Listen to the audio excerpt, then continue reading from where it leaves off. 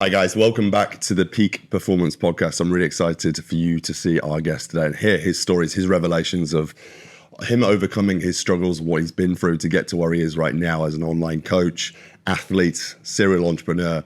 It's Ben Heron. How you doing, Ben? You okay? I'm good. I appreciate you having me on. We've been talking about getting on for a while, haven't we, about this? Because we've been doing content for years and years and years, and it's finally the first time I've actually rubbed shoulders with you doing some content together. So I'm looking forward to it.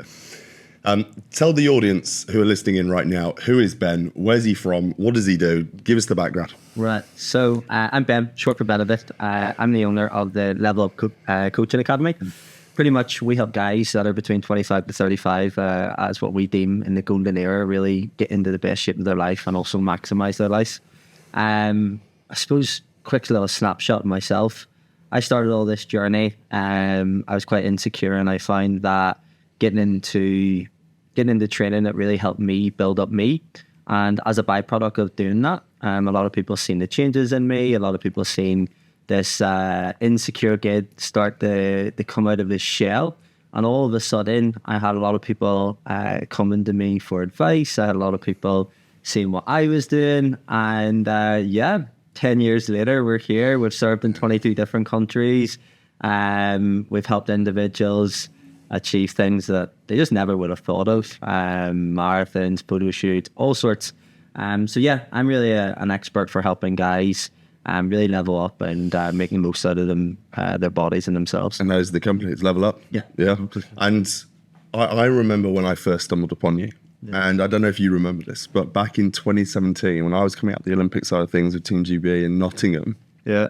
I actually bumped into you. That was the first time. Yeah. And I remember seeing you for the first time there. Yeah. And then obviously you went on to create this brand about one of the first companies in the UK targeting specifically skinny guys and helping them overcome ultimately their insecurities, build their confidence. And that was the brand. I remember your red vest that had it, and it was all from day one, right? So I started off at 69 kilos. I was skinny fat.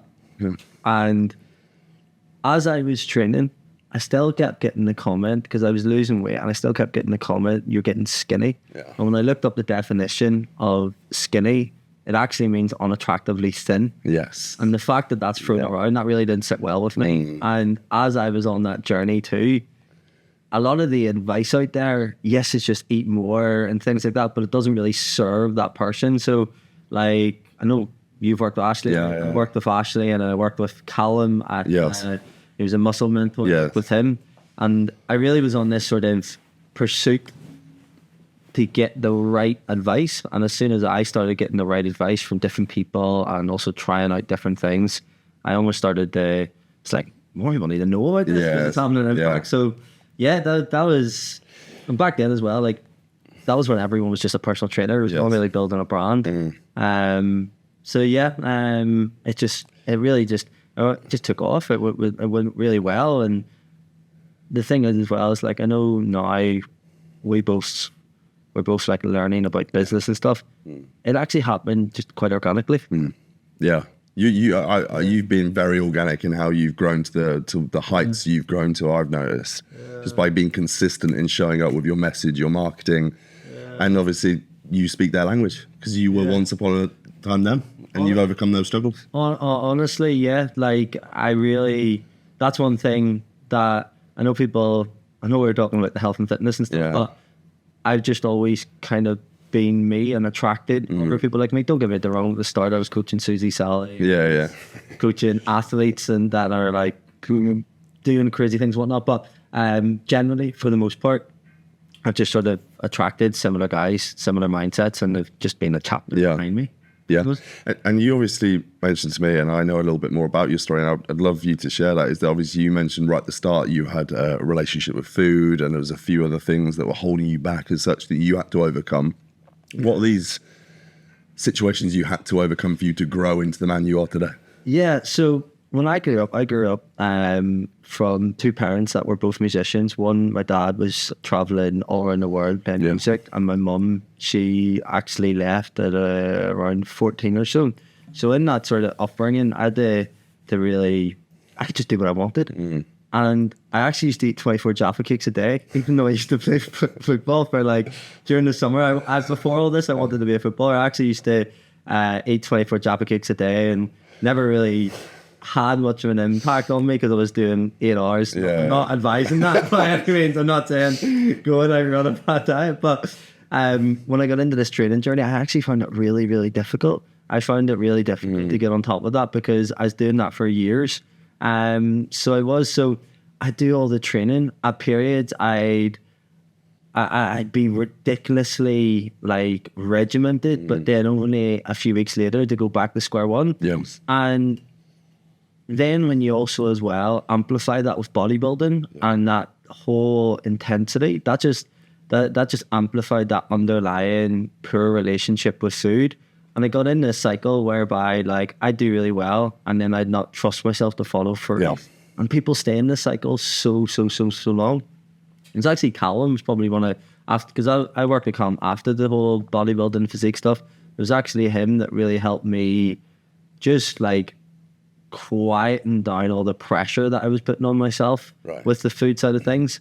I remember he said one thing and it actually just really helped me. It was just like, food is never going anywhere. It'll always be there. And in that moment when you're really like, when you are overeating or are binge eating and things like that, you're rational. You don't you don't take it ideologically. You always have food and whatnot. And those restatements that he said throughout that journey, it was a slow journey, that helped me massively. Where I feel like I have control. I feel like I eat really well now. I help others through that. And it's actually something I feel quite strongly about. I feel like in the fitness industry that we are, like everyone is going into this sort of 12-week sort of timeline. Yeah. And we're treating individuals like mannequins, like almost like just by how they look. Whereas, say for example, someone's been eating really poorly like me for years, that doesn't go away in a matter of a few weeks. And even if you get the result, like for me, as I said, I would maybe get the result and progress further, but then I'd be back to square one and that same underlying problem would surface up. And even the harder I went away and harder I tried to diet and train, it would surface back up more and more and more. Yeah.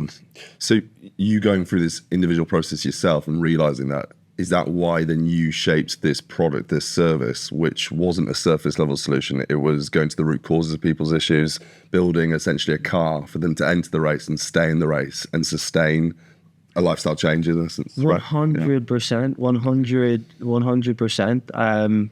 And like, I really just go over and beyond to really make the guys feel heard. It is. I remember doing these programs and jumping thing to thing and not ever really being fully heard and seen. And like, yes, accountability is great. And yes, accountability, like you're helping someone do what they need to do. But sometimes it's not, just work harder. That actually makes it worse. So it does that. When you've got an issue like that, and I actually don't think in the fitness industry that we are talking about a poor relationship with food enough. Yeah. What do you like? What do you think? Well, I agree. I think basically what we just said there, we've got an obesity crisis that's constantly on the rise, and we've got more solutions coming in. So we've got a problem with the industry, and I think masterminds and coaching services like yours or our online health and fitness business, they do go to target behavioral changes and root level issues as opposed to surface level issues. So as I say, build that car, enter the race, and then get the result, but then future-proof it so we can sustain it, revitalize you, create a new identity, and then release you to sustain it and change one person by one. And I think you can't do that as a mass scale. You can't do that mass model, mass product, cheap surface level solution. You need intimacy. And like you say, relationship with your guys, I think is so key to finally just mold someone. Because once upon a time, you and I were there and we got out the other side, and it's in our DNA, it's lifestyle, it's a reflex for us to go and tick our boxes, go to the gym, tick everything off. It's a reconstruction of the mind, and that can't be just given by a diet plan. Yeah. So I think you're absolutely right. We've got an issue with the industry, and that's why you've got to, as a consumer, you've got to go deeper to really find the value with understanding your needs and your roadblocks and move forward that way. Because I also understand that there's a lot of people who are trying to buy back time quickly because they realize time's running away, it's rolling away, we can't roll it back. I want to undo the damage really, really quickly. And that's part of the problem as well, because then you're chasing shiny objects and they're not sustainable either. Yeah. But, Yeah, it's an interesting, because I do think like, I don't really agree with this sort of, right, be 1% better every single day. Till you've made massive progress. Yeah. I do feel like when someone's embarking on something, or at least for me, you need to see like some form of physical result in the first 30 days to get that confidence loop. Yeah. And Buy-in. then you can slow down and stuff. There does need to be a pattern interrupt. Yeah. Absolutely. No, I absolutely agree. Absolutely. Because a big part of what you were saying from 2017, 2018, 2019, when you were working with Callum and a few things there, you're probably realizing the inside, the performance inside. And ultimately with, I know how you train your boys, your clients and everything else, you're rounding them for anything, that they're ready for anything in life. I think that's part of your mission, right? And I'd love you to tell the guys a little bit more about that. It's similar to you right now, because I know you've got a massive fight that's coming up in the Burj Khalifa right now. And that's just just on the surface. Like Ben's done so much else. Do you want to tell everyone about what you've got going on and how you've grown into this well-rounded athlete? I think that's part of your mission, isn't it? Becoming well-rounded. Yeah, I spent the first 5-6 years always just trying to look good. And then more in the past sort of 4 to 5 years, I've been thinking, all right, okay, I want to be able to do anything with my body. And I just had this sort of vision in my mind. It would be great to be able to sprint. So yeah, I'm fighting in the Burj Khalifa next month. And there's apparently meant to be about 1,000 people, and then it'll also be streamed online. And for your first fight, there's like the pro fighters that don't even get that type of. Absolutely, yeah. So that's massively out of my comfort zone for me. And then hopefully after this, I do want to go back to focus on physique for a while, and then an Ironman before I turn 30 here next year. But really, like, it's just been. I really do believe that your body, like, you should use it as a vehicle to explore, and that performance aspect to see what your body can do. And especially like in these years where you're in your 20s, your 30s, like this is the years to be doing bucket listing. This is the years to be really pushing that. So I'm just trying to do that. That's the mission I'm on with myself. Where did that discovery come from? Like where you were like, I just want to know what my potential is. Physically, mentally, I want to explore it. I want to captivate it. I want to get there. Where does that come from? I'm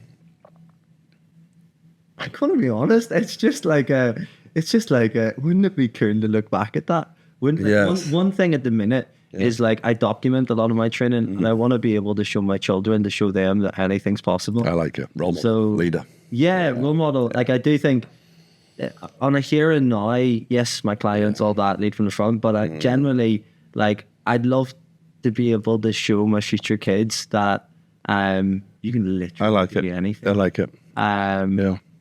Yeah, and the combat is just, I've literally never, I wouldn't say I'm naturally a fighter, so it was just like, you know what? He's a lover, not a fighter. What? He's a lover, not a fighter. Yeah. So it's just like, why not get stuck into that and see what that's about? But it's going well, from what I understand. It's going really well. Yeah, if you asked me about an hour and a half ago, I was getting shit about that. Maybe a different answer, but yes, there's a lot of improvement. Amazing. There's a lot of improvement. So are you orthodox? Are you southpaw? A little bit like Tyson Fury? What are you? Ben Mayweather. I look forward to seeing it. When is the fight, by the way? 26th of April. Okay. Can people in Dubai, anyone who's listening to Dubai, can anyone just buy tickets? Okay. Yeah. Well, I'd like to be there. That'd be good. New class. So just building on that a little bit more about your clients and the kind of the movement you've created, because it is a movement. I've followed you for a long time. You've done some great work in the industry and becoming a figurehead and a leader that people look up to with the work you've done, and more so the community of guys you've built. You don't mean feat. How is that for you, and that sense of accomplishment of now passing your message on to other people and doing that? It's incredible. So it is, and it's amazing to see like what they're going on to do. Yeah. Like this week alone, there's 2 individuals that have made their own one-way flight over to another country. Huge. Yeah. Other individuals doing, like a guy doing 160 kilometers, another doing 100 kilometers, and even just the changes in some of the guys and how they're really, the company is leveling up. So it is incredible. And I do truly believe in community. And I was blessed to be around other people and to even just see them do more. That was a big part. So I just try to create that as much as possible. And I know everyone's busy and things like that, but I just do my absolute best to create a platform where the other guys can see, right, if he can do it, I can do it. Yes. Yes. But yeah, it's been great. Yeah, because I think you and I get that your clients, they're an extension of you.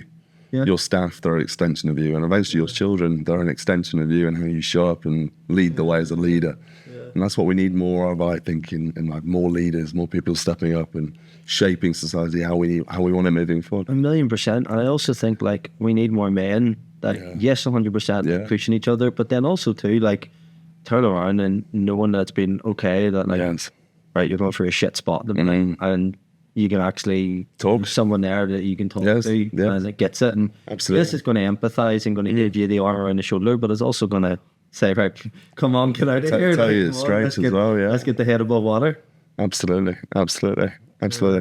So what's next for you with ultimately business, life, physique? Where are you wanting to take things? What's the vision for you? Yeah, as I said, from a physical standpoint, the next two big markers are I do want to spend about next sort of 7 months after this fight focus on my physique, because I haven't done it in a while, and like I don't like talking past tense to my clients about solely physique. And I always train and stuff and whatnot, but I do want to go for a sprint where I'm like, here's a photo here and here's a photo here in 3 months, more so to get into that sort of process again.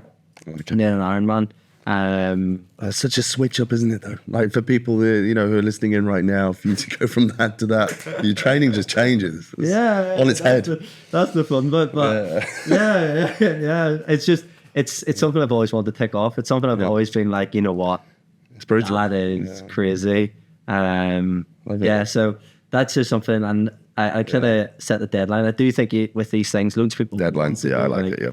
Marathon or whatever, but they don't set deadlines, and mine's is 30, so next November, and you need to done by once. So and then from a professional standpoint, and the academy, like I really do feel like we are doing absolutely incredible work. Like each and every single guy in there comes out a completely different man. I get messages years later, but I know that we're literally playing so small in the same sense. I know that there's a massive need for it. So it's really you do, yes, absolutely. It's really just how can we get that out there to more people? Yes. Like I know, like I feel like I'm a really good coach, and I probably, to my own detriment as well, maybe do go into the depth of things, and to go to that next level and to reach more people.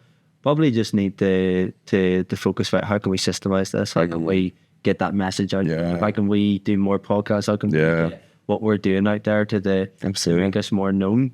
Because you're right, it's a great message. It is a great message, and people who receive the message love the message. Yeah, and it's getting more people to see the message, and it's reaching more, touching more people, scaling through ads and everything else. But great coach, absolutely. We know this. Your reputation holds up for itself.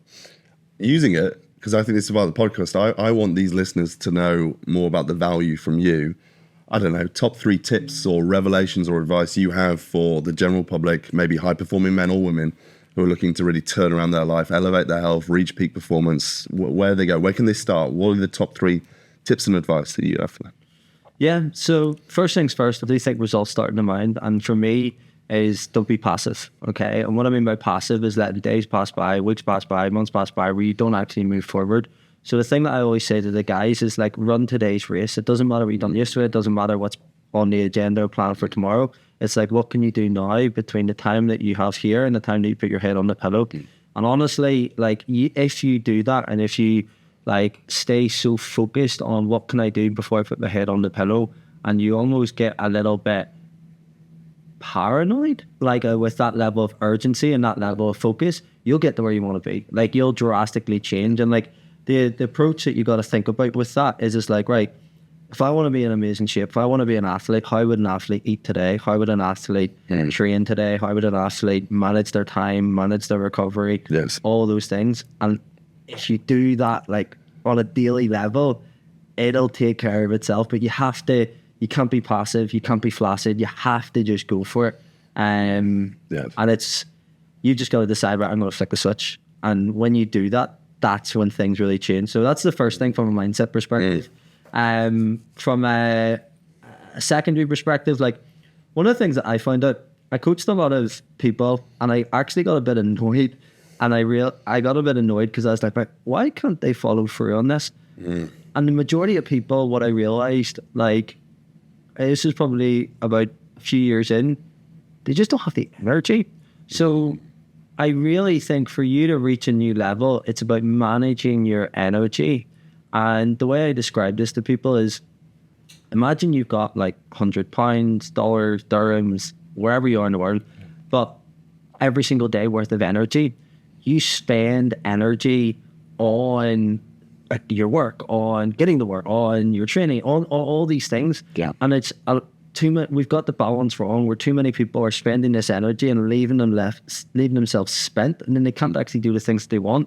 So what you need to do on a tactical and a daily level is find little things that boost that balance back up.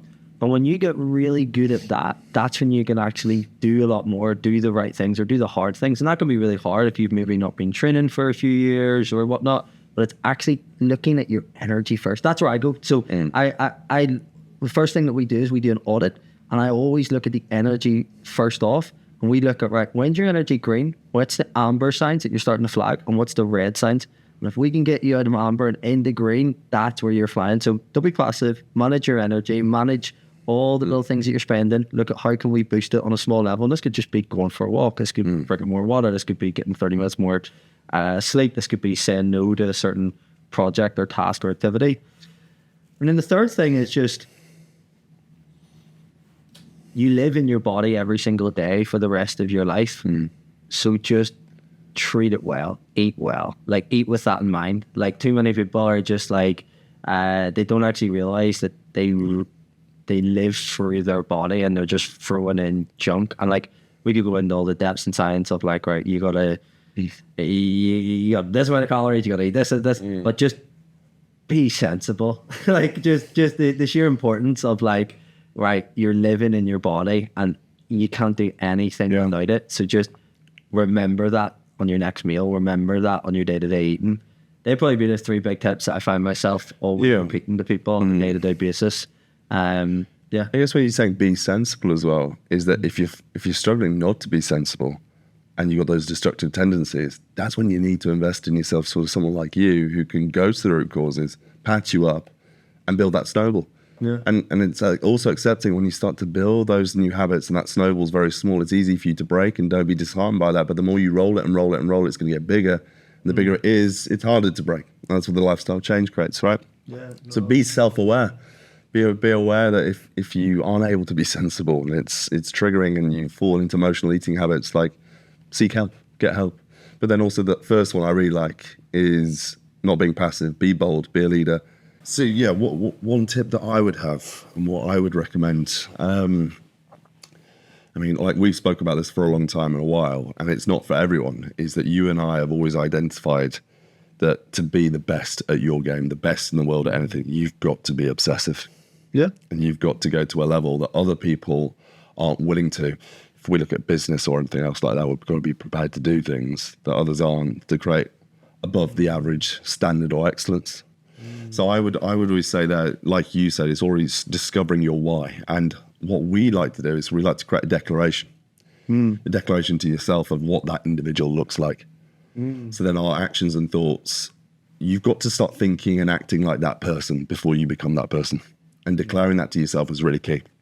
And I like to get our clients to write declarations and pin it above their bedroom door. So when they walk out the bedroom door, they're reminded of who that individual is. That's what I think is really, really key. So every single day, like you're saying, you're running today's race. You're reminded of this is where we're going. This is who I am today. Thoughts become things and on we go. Yeah. But yeah. I remember I had a coach before and he made me take a video. Yeah. And he said, I want you to actually over amplify this as well.